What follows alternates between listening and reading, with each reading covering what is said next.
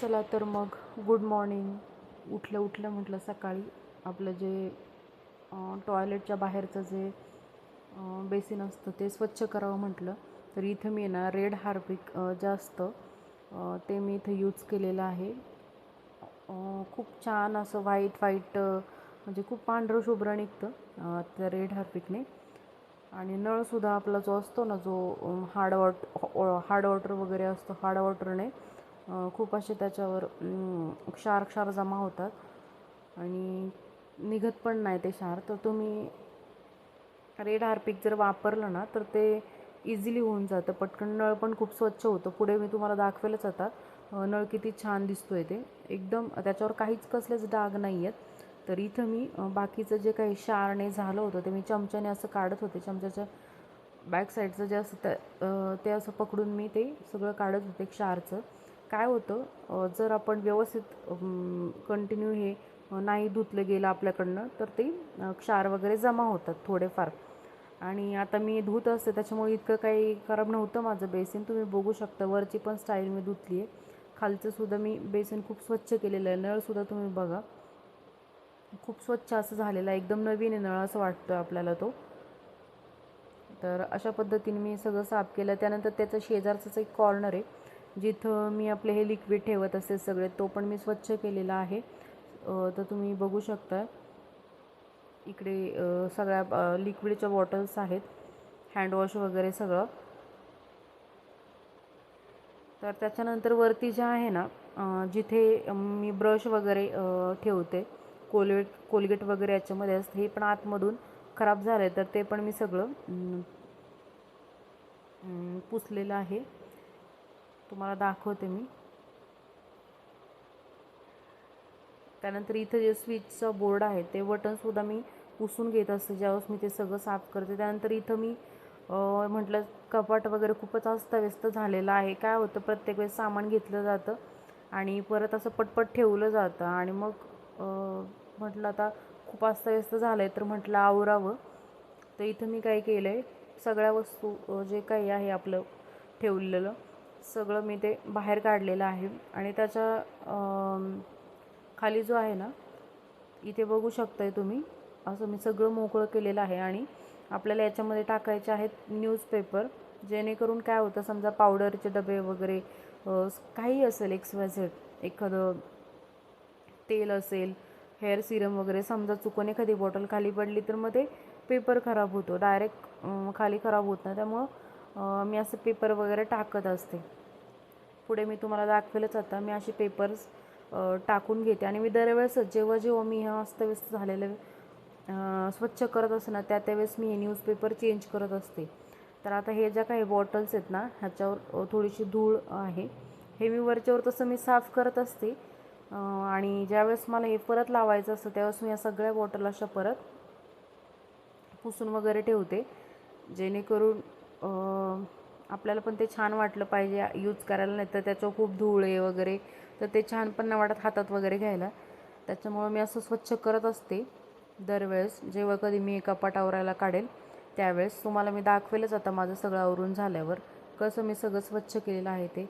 हे बघा तुम्ही बघू शकताय, बॉटल मी सगळ्या पुसून घेतलेल्या आहेत. आणि माझ्याकडे ना खूप जास्त सामान नाही आहे आणि मी असं खूप काही घेत पण नाही. मला जेवढं गरजेचं आहे ना मी तेवढंच घेते. त्याच्या व्यतिरिक्त म्हणजे कपाटात असं तुम्हाला काही दिसणार नाही नाही खूप असं काही भरून ठेवलं आहे वगैरे असं. त्यानंतर इथं जो खालचा जो कप्पा असतो तो पण जरा अस्ताव्यस्त झाला आहे, म्हटलं तो पण आवरून घ्यावं. काय होतं एकाच वेळेस मग बेडमधलं मग पूर्ण बेड साफ करायचं असं असतं माझं. एकदा बेडमध्ये शिरलं की बेडच साफ करायचं असं असतं. आणि तर म्हटलं आता इथं खूप अस्ताव्यस्त झालं आहे, सगळं काढावं. तर मी सगळं बाहेर काढून घेतलं होतं. याच्यामध्ये पण मी न्यूजपेपर खाली टाकत असते. कितीही काम केलं तरी पण उरकत नाही घरातलं काम, असं असतं.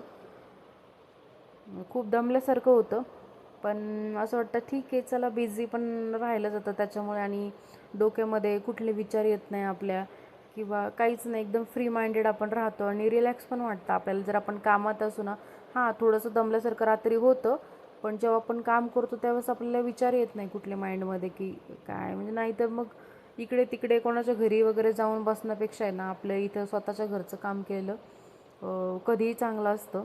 गॉसिपिंग वगैरे ह्या त्या गोष्टींमध्ये वेळ वाया घालवण्यापेक्षा. तर इथं आहे ना, हे जे आहे ना तुम्ही बघू शकताय, हे मी मिशोवरून ऑर्डर केलं होतं औषध वगैरे ठेवण्यासाठी. हा बॉक्स घेतलेला मी तो. तर इथं आहे ना, हे औषध आहे ना माझ्या मुलाने सगळं राडा करून ठेवला होता. एक औषध बॉटल आहे ना, त्याने झाकण काढलं होतं वरचं ते बॉटलचं. ते बॉटल पूर्ण अशी त्याच्यामध्ये सांडली गेली पूर्ण, असं ते खराब झालं. आता मला हे पहिल्यांदा वॉश करावं लागेल सगळं. त्यानंतर मी तुम्हाला दाखवेल वॉश वगैरे करून हे भांडं. हे बघा, मी आता हे मस्तपैकी वॉश केलेलं आहे आणि याच्यामध्ये आता मी ठेवणार आहे बॉटल्स. या बॉटल्स माझ्या मुलाच्या, तो छोटा आहे ना त्याच्यामुळे त्याला कधीही काही होतं, ताप सर्दी वगैरे उलटी वगैरे, तर त्याची सगळी औषधं आहेत. एक्सपायरी डेट वगैरे मी सगळं चेक करत असते ज्यावेळेस मी हा डबा जेव्हा मी बाहेर काढते त्यातल्या मला काही आवरावरी करायचं असेल ना, तर मी एक्सपायरी डेट वगैरे बघून जे एक्सपायर झालेले औषधं मी टाकून देते. ज्यांना डेट वगैरे असते 1-2 वर्षाची जास्त, तर तसे मी तसेच ठेवते. बाकीचं जे एक्सपायर झालेलं आहे ते मी सगळं टाकून देत असते. त्याच्यामुळं हा डबा मी मध्ये मध्ये काढतच असते. तर त्यानंतर इथे एक छोटासा दुसरा एक माझ्याकडे डबा आहे, त्याच्यामध्ये मी अशा काही किचनच्या गोष्टी आहेत, घासणी वगैरे ते मी ठेवत असते याच्यामध्ये, जेणेकरून लक्षात पण राहतं त्याच्यात ठेवलेलं आहे आणि मग मला इझिली पटकन घ्यायला ते बरं पडतं. तर तो एक डब्बा आहे.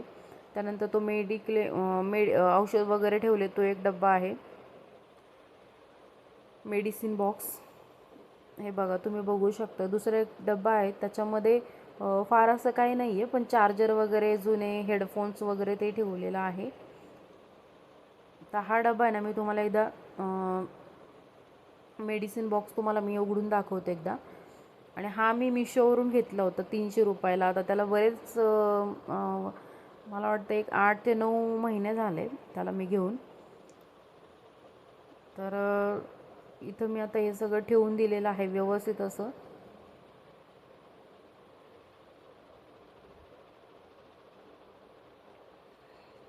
त्याच्यानंतर म्हटलं तर घरातलं काही म्हणजे कंटेनर होते ते थोडेसे रिकामे झालेत, तर म्हटलं आता त्यात आहे वेळ तर सगळं भरून टाकावं. त्याच्यामुळं मी हे सगळ्या ग्लास कंटेनर असे भरलेले आहेत आणि मी ग्लासच कंटेनर वापरते. प्लास्टिक मी माझ्या किचनमध्ये फक्त एक 10% वापरत असेल. बाकी माझ्याकडं सगळं ग्लास आहेत. तर प्लास्टिक हे आहे ना खाली दिसते तुम्हाला, त्या पण बॉटल्स मी फेकून देणार आहे आणि मग फक्त ग्लासच वापरणार आहे, कारण प्लास्टिक असंही आपल्या हेल्थसाठी चांगलं नसतं. त्यानंतर मी इथं बनवलेलं होतं माझ्यासाठी मुगाचे धिरडे बनवलेले होते. वेट लॉसवर आहे, सो डाएटसाठी हे चांगलंच आहे मुगाचे धिरडे वगैरे खाणं. त्याच्यामुळं मी असे 1-2-3 बनवले. मला ॲक्च्युली याची रेसिपी पण मला शूट करायची होती, तर मला काही जमलं नाही, बट नेक्स्ट टाईम मी नक्की रेसिपी पण शूट करेन. मुगाचे धिरडे वगैरे खायला पण टेस्टी लागतात. म्हणजे आपण हरभऱ्याचा मग डोसा वगैरे करतो